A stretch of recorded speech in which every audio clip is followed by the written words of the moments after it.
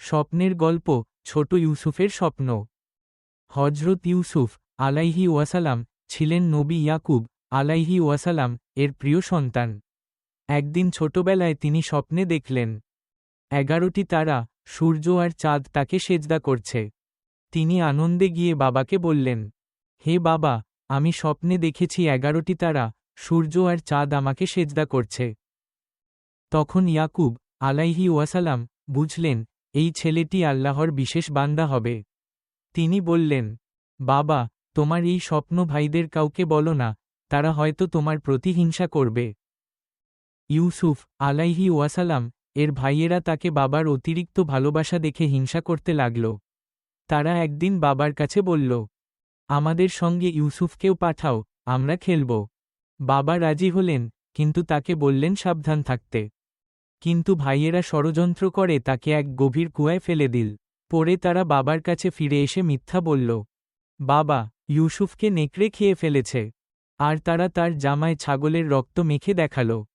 এক কাফেলা এসে কুয়া থেকে ইউসুফ আলাইহি ওয়াসালাম কে উদ্ধার করল এবং তাকে মিশরে ইজিপ্ট নিয়ে গিয়ে বিক্রি করল। মিশরের এক শাসক আজিজ তাকে কিনে নিজের বাড়িতে রাখল। তার স্ত্রী জুলাইখা ইউসুফ আলাইহি ওয়াসালাম এর সৌন্দর্যে মুগ্ধ হয়ে তাকে প্রলুব্ধ করতে চাইল, কিন্তু ইউসুফ আলাইহি ওয়াসালাম আল্লাহভীরু ছিলেন।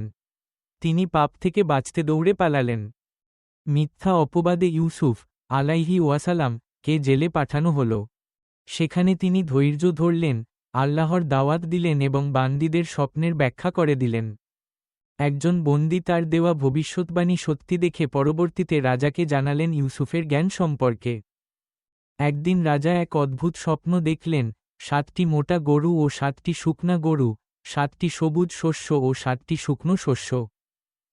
কেউ তার ব্যাখ্যা দিতে পারল না। তখন ইউসুফ আলাইহি ওয়াসালাম বললেন, এটি দুষ্কাল ও সচ্ছল সময়ের ইঙ্গিত। 7 বছর সমৃদ্ধি আসবে, তারপর 7 বছর দুর্ভিক্ষ।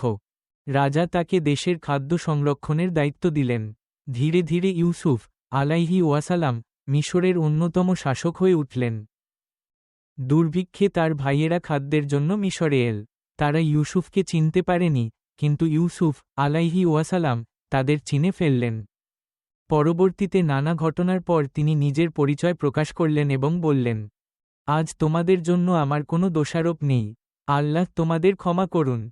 অবশেষে বাবা ইয়াকুব আলাইহি ওয়াসালাম ও ভাইয়েরা সবাই মিশরে এলেন। তখন ইউসুফ আলাইহি ওয়াসালাম এর স্বপ্ন পূর্ণ হল। বাবা, ভাইয়েরা সবাই তাকে সেজদা করল।